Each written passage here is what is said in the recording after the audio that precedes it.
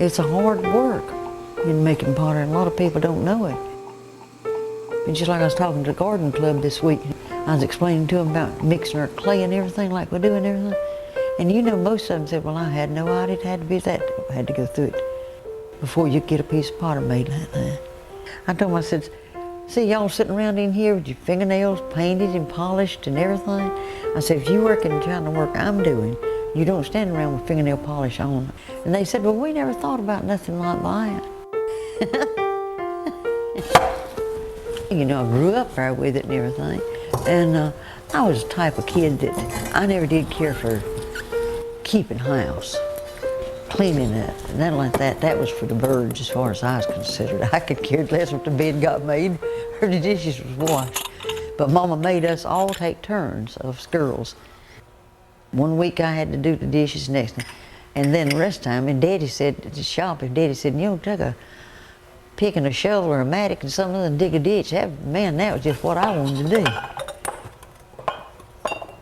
I was about 11 years old at that time. Most of the time it was nobody, just me and Daddy.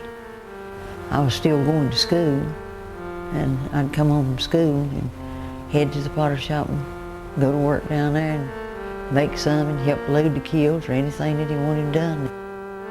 I've never done nothing else. Never worked anywhere else or anything. A lot of people ask me, say, well, do you like to do this kind of work? I said, no, I don't like this work. And they said, well, why do you stay with it as long as you did? I said, because I simply love it. And they don't ask me no more.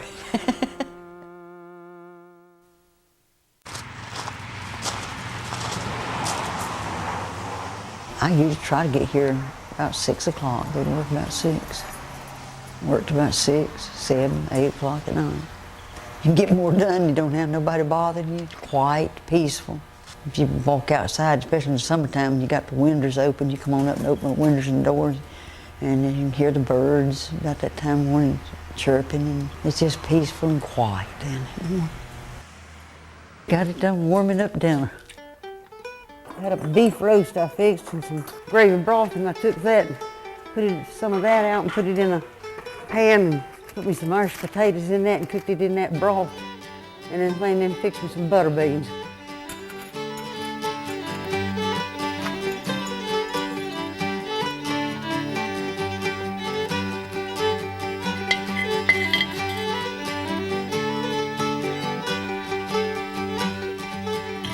That's all I need.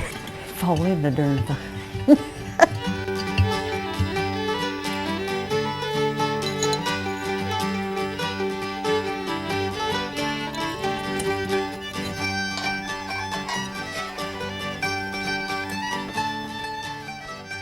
Coles are one of the oldest. Yeah, they came from down around Staffordshire, England, down in there. Yeah. Some of them say it goes on back, that they've traced it back to sometime in the 1600s that these Coles making pottery. I tell you what I think about a lot of times.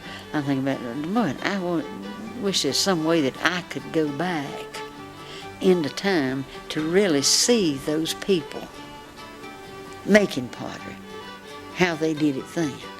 You can vision it, kind of envision everything, but to really see it, I just left it some way or another that I could see what they were doing and how they did it and everything, and talk to some of them people back then.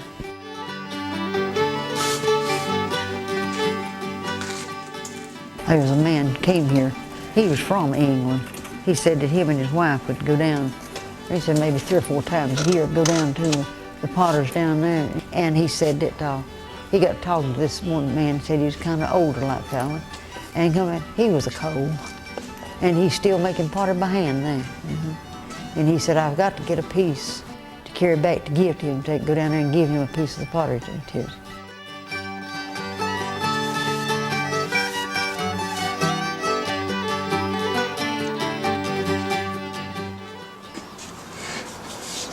I just had one child, a girl, and she can make pottery, but she's not interested enough to stay with it or nothing. And then she had 2 children, Kenneth and his sister Angie. I reckon Kenneth would be the only one to carry this Coles pottery on, because I had one daughter and she's not interested in it. She don't come around. She thinks the potter's pretty and all that and everything.